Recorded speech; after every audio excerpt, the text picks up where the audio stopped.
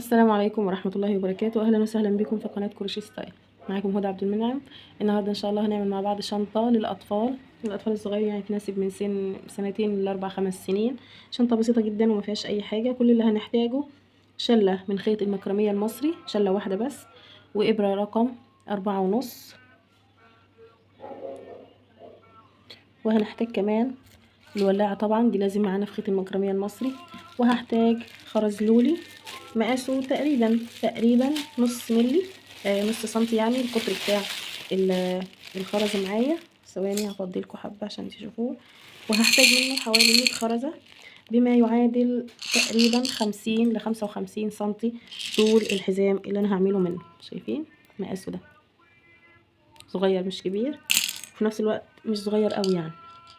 وهحتاج كمان قفل للشنطة، قفل صغنن كده محندق على قدها. وهنحتاج مقص وإبرة التنظيف. وهحتاج كمان الخيط العادي، لأنه مش هقفل الحزام بحلقات، لا هنقفله ونخيطه جوه الشنطة خياطة. نبدأ مع بعض. أول حاجة هنعمل السلسلة ونعمل عقدة بداية. نبدأ بعمل سلسلة الأول، عقدة بداية، وبعدين هعمل عدد 18 سلسلة. الخيط مش شادة ايدي عليه قوي عشان يبقى مريح معاكي وانتي بتشتغلي.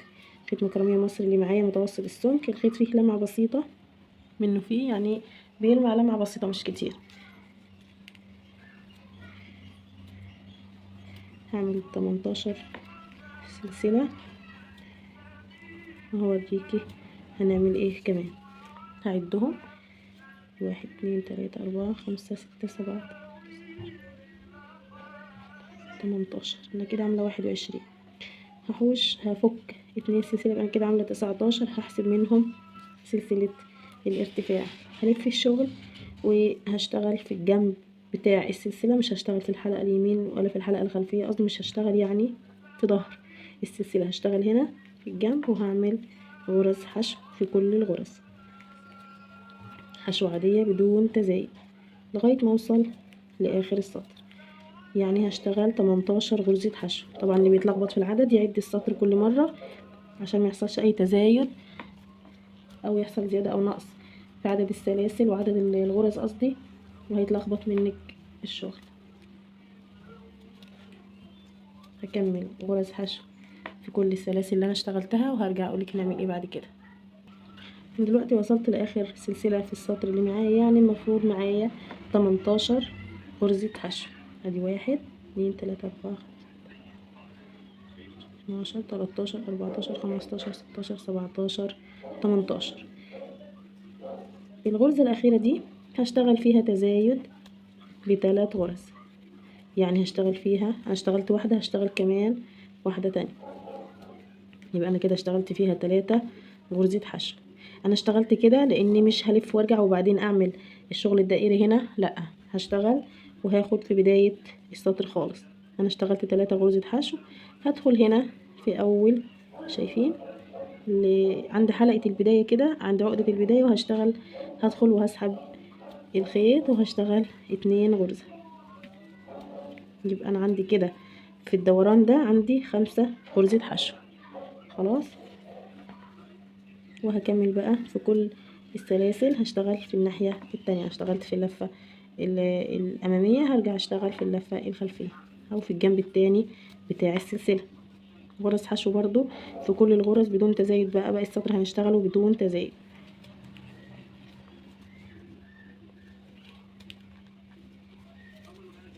هكمل السطر وهرجع اقول لكم هنشتغل ايه بعد كده. وصلت هنا عند اخر سلسلة اللي هي ارتفعت عندها سلسلة الارتفاع، وابتديت اشتغل غرز الحشو. انا كده وصلت لغاية عندها. هرتفع سلسلة برضو لكن هلف الشغل وهشتغل غرز حشو برضو لكن تحت الحلقتين، يعني هشتغل غرز حشو تحت الحلقتين بتوع الغرزة.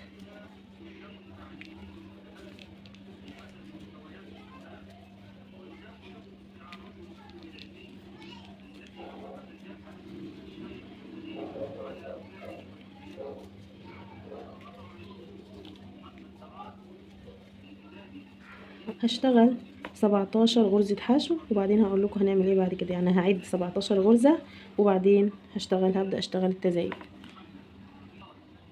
اشتغلت 17 غرزة حشو تحت الحلقتين. هبدأ دلوقتي اشتغل التزايد اللي هيحافظ على الشكل الدائري اللي عندي. خلاص قبل ما اعمل كده هقص الاول الخيط اللي معايا.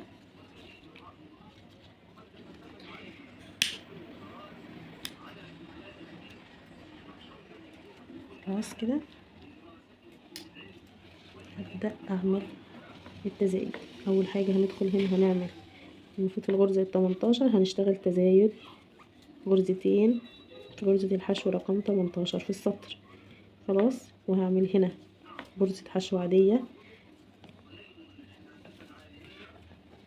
انا اشتغلت هنا اول تزايد خلاص، وهشتغل هنا كمان غرزة حشو ويبقى انا كده عملت غرزتين حشو برضو.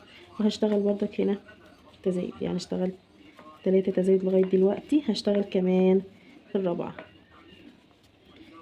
يعني اشتغلت 4 غرز تزايد ورا بعض في الجزء الدائري اللي من فوق.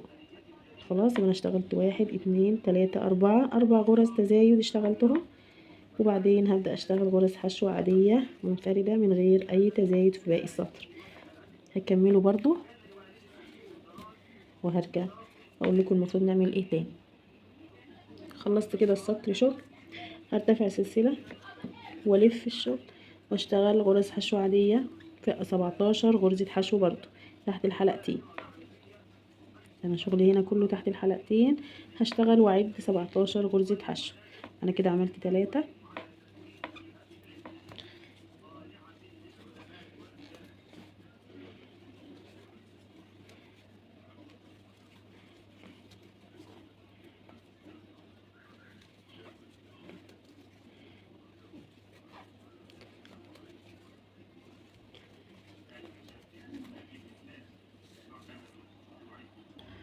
اشتغلت كده 17 غرزة حشو منفردة. هبدأ اشتغل تزايد في الغرزة رقم 18. الغرزة ادي التانية، وهسيب الغرزة رقم 19 وهشتغل في اللي بعدها.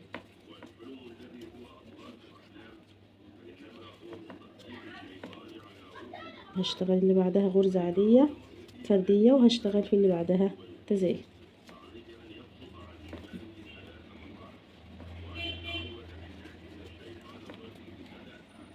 دي كده تالت غرزة تزايد نشتغلها. ادي واحدة، وهنا غرزة فردي غرزة تزايد غرزة فردي تزايد. دلوقتي هشتغل دي فردي ودي تزايد، ويبقى كده خلصت التزايد بتاع السطر.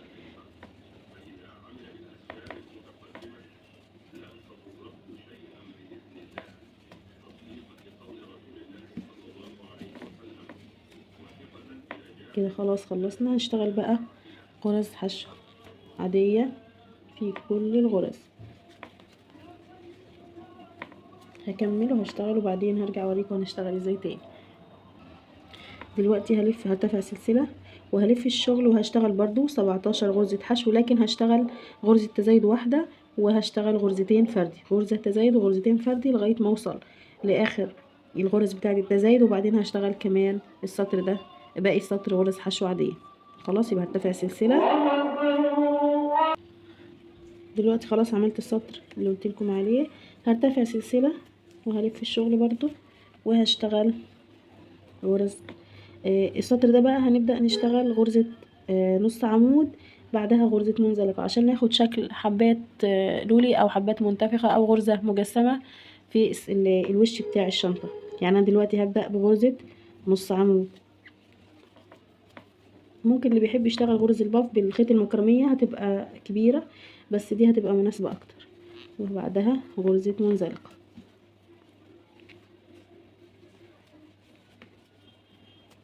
وبعدها منزلقة نص عمود بعدها منزلقة. طبعا دي مش في كل السطور، ده احنا هنشتغل السطر ده وسطر واحد بس كمان. اكمل غرز منزلقة بعدها نص عمود. اهم حاجه ما تتلخبطيش، لانك لو اتلخبطتي عند السطر التاني هيبقى شكله مش مظبوط. كده منزلقة ونص عمود منزلقة ونص عمود لغاية الغرزة رقم 20.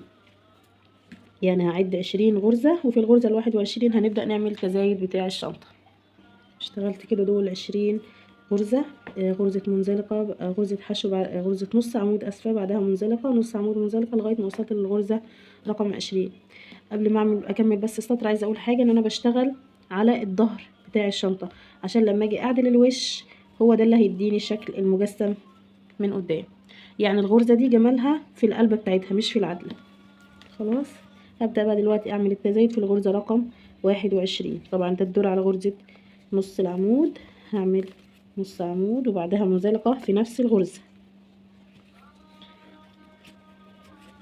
خلاص، وبعدها هعمل واحدة بس منزلقة، وبعدها قصدي نص عمود، وبعدها غرزة برضو منزلقة واحدة بس، وهعمل تزايد كمان في الغرزة اللي بعدها. يعني انا كده 6 غرزتين واشتغلت تزايد، 6 غرزتين واشتغلت تزايد، تزايد برضو هنا كده في نفس الغرزة هشتغل واحدة منزلقة وواحدة نص عمود. خلاص، انا دلوقتي اشتغلت تزايد هنا، قصدي هنا الغرزة دي غرزة تزايد نص عمود وبعدين منزلقة وبعدين غرزة فردية وغرزة فردية وبعدين غرزة تزايد. وهشتغل بقى 3 غرز فردية، وبعدين هبدأ اعمل تزايد في واحدة واسيب 2 واعمل تزايد في واحدة تانية. يعني دلوقتي ده الدور على الغرز الفردية. دي غرزة نص عمود، مننساش بس عشان الشكل ما يبقاش مش مظبوط. ده نص عمود ودي منزلقة ونص عمود كمان في غرزة فردية. كده خلصت ال3 غرز الفردية اللي انا هشتغلها. وبعدين الدور على المنزلقة دلوقتي، والدور كمان على غرزة التزايد. هشتغل منزلقة وبعديها نص عمود في نفس المكان. خلاص، وهسيب غرزتين هشتغل فيهم غرز منفردة، ودي كمان، وبعدين هشتغل غرزة تزايد. خلاص، انا كده بعمل تزايد في 4 غرز لو ملاحظين في كل السطور.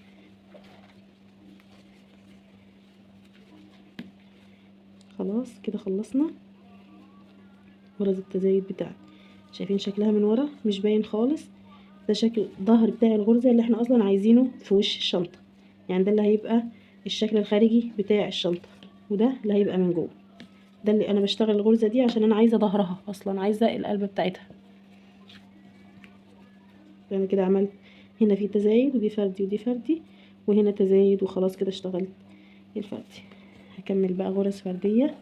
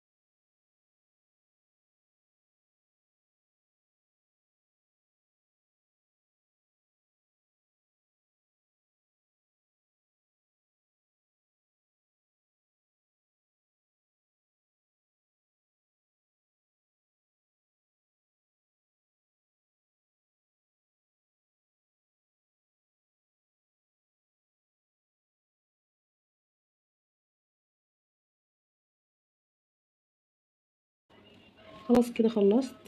اشتغلت، هقول لكم اشتغلت كام سطر. دي واحد، 1 2 3 4 5 6 7. اشتغلت 7 سطور. هنا يبان اوضح. ادي 1 2 3 4 5 6، واحنا مش حاسبين اول دور عملناه. يبقى كده 7 سطور اشتغلتهم. انا دلوقتي عايزة اطول القطعة المستطيلة دي، عايزة اطولها شوية، يعني اكتر، ازود الطول بتاعها. هو الطول ده كام سنتي؟ 23. عايزين نخليه 26. ماشي. والعرض عندي، العرض حلو، انا شايفه العرض كده كويس، 14 سنتي. على ما نعمل اللي هو السطر الاخير بتاع التنظيف وكده او البرواز هيبقى عندي 16 سنتي، هيبقى مناسب جدا. دلوقتي هعمل ايه بقى عشان عايزه اطوله؟ هرتفع. المفروض ان انا هعمل انا دي خلصت السطر هنا وقفلت معاها غرزة حشو عادية، وهرتفع سلسلة، وهشتغل كمان غرزة حشو في نفس المكان. خلاص. وهشتغل في كل الغرز اللي هتقابلني، في كل السطور هشتغل كل سطر فيه غرزة حشو. من كده هدخل هنا ما بين السطور، هنا كده بين السطور هشتغل غرز الحشو بتاعتي عشان الشغل يبقى باين نظيف. وهنا وهنا برضو هي اللي في المنتصف دي، وهنا وهنا كمان. طبعا اللي بيعمل الفراغ بتاع الغرزة الواسعة دي ان انا اشتغلت غرزة واسعة قبلها، لما باجي اشتغل فيها بيبان ان فيها فراغ. بس كده هنيجي لاخر غرزة عندي اللي هي بداية السطر اللي فات. هرتفع بقى سلسلة وهلف الشغل وهشتغل غرز حشو عادية.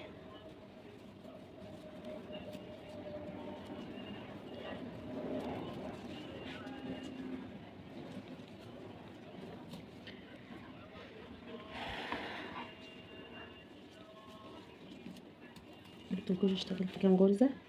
ادي 1 2 3 4 5 6 7 8 9 10 11 12 13 14. والغرزة دي هنا اللي فيها التزايد تبقى 15 غرزة. خلاص. ممكن بدل ما نشتغل سطرين او 3 او 4 غرز حشو عادية، ممكن نشتغل سطرين بس، بدل ال4 هنا نشتغل سطرين غرز عمود بلفة او سطرين غرز نص عمود. هيدينا نتيجة حلوة وسريعة، وفي نفس الوقت السطر بيطلع بسرعة. لكن انا حابة شكل غرزة نص، غرزة الحشو العادية اللي بشتغل بيها.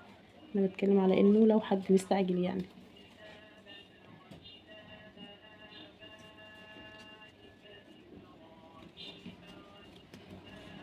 نرتفع كمان سلسلة وهنلف الشغل ونشتغل سطر غرز حشو عادي.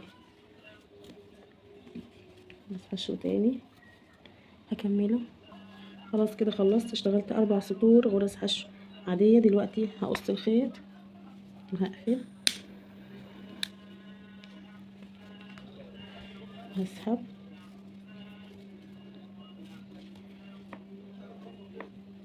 خلاص كده هحاول اداري الخيط ده، ممكن بإبرة التنظيف لو موجودة معاكي، مش موجودة تبقى الإبرة اللي بنشتغل بيها هتأدي الغرض.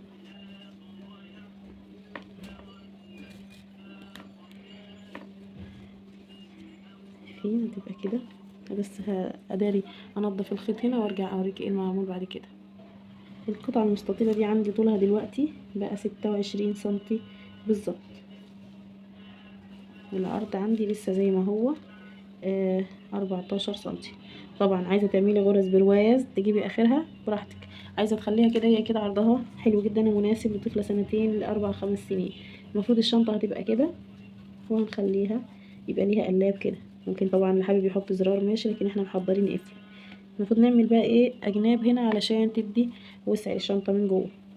هنعد نشوف هنا لغاية هنا كام غرزة وهنعملها. 1 2 3 4 5 6 7 7 وهنا 3 4 سنتي من تحت، وهنعد كمان 7 من هنا. هيبقى هنعمل القطعة المستطيلة اللي هنعمل بيها أجناب هنا هنشتغلها 7 سلاسل. هبدأ أول حاجة بعمل عقدة بداية وهشتغل 7 سلسلة، 2 3 4 5 6 7 سلاسل كده، وغرزة سلسلة هنرتفع بيها، وبعدين هلف الشغل وهشتغل في ظهر السلسلة غرز حشو.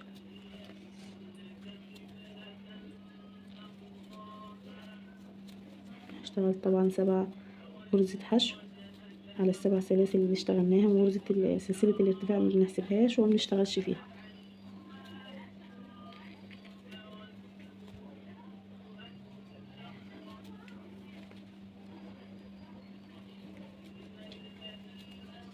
اشتغلنا كده 7، هنرتفع سلسلة وهنشتغل سطر كمان غرز حشو تحت الحلقتين.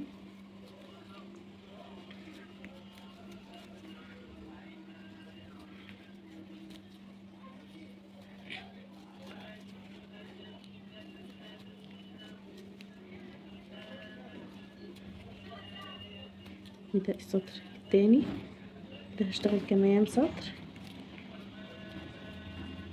كده، يبقى عندي 3 سطور على 7 غرز حشو.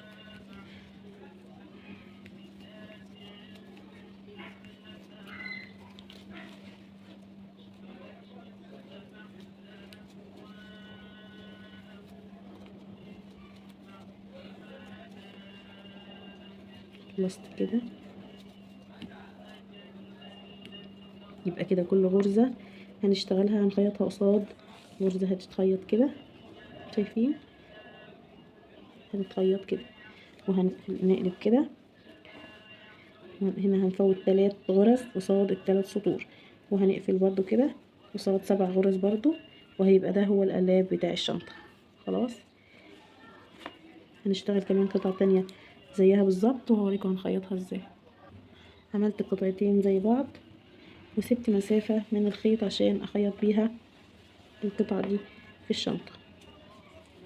المفروض ان انا هخلي الوش ده يبقى من بره، وهجيب الشنطة كده وهحط القطعة دي كده وهبتدي اخيط. الاول هلضم الخيط في ابرة التنظيف،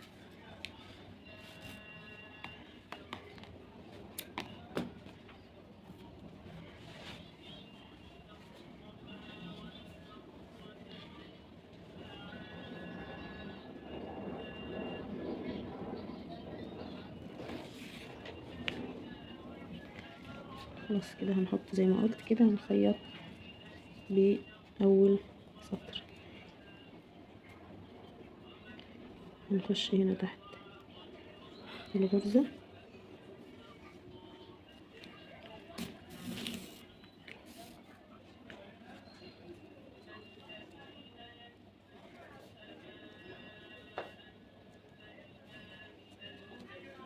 اول غرزة بس بثبتها، وبعدين نشتغل في ناحية واحدة بس.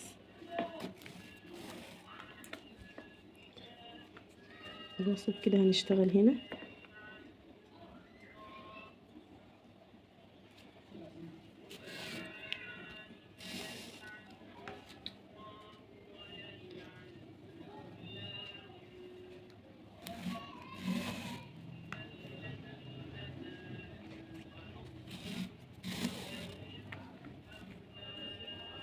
برضه خلي بالنا عشان ما ناخدش غرزتين في ناحية واحدة.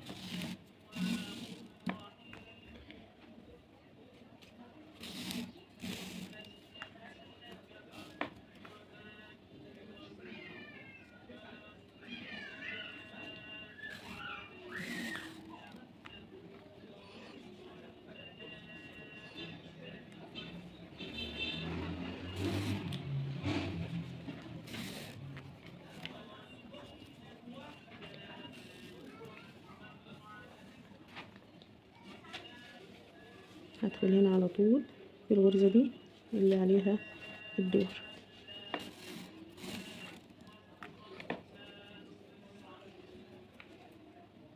وهنا دي هي اللي وراها.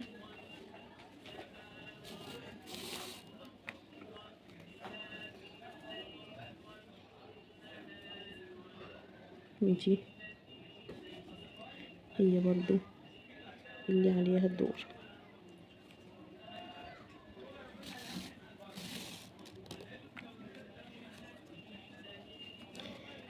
شايفين كده؟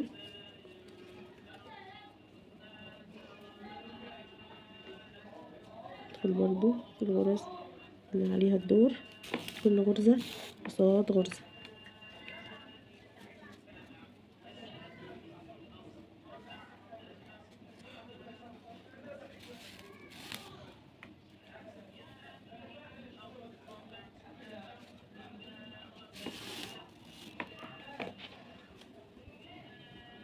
الموضوع بسيط جدا وسهل قوي.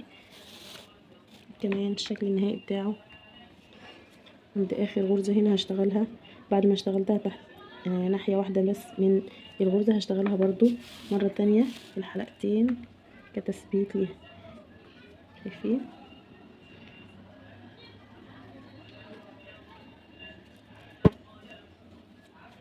بس كده بقى هرجع اخيط الناحية التانية زي دي بالظبط، وهوريكم شكل الشنطة بقى عامل ازاي بعد ما نركب لها القفل ونركب الناحية التانية كمان. زي ما قلتلكوا هي شنطة صغيرة هتناسب سن من 2 ل4 5 سنين. 3 سنين هتبقى جميلة قوي عليها. هوريكم بعد ما اخلصها. انا كده خيطت الجنبين، شايفين بقى شكلها حلو ازاي. اركب بس القفل وهعمل الحزام اللولي.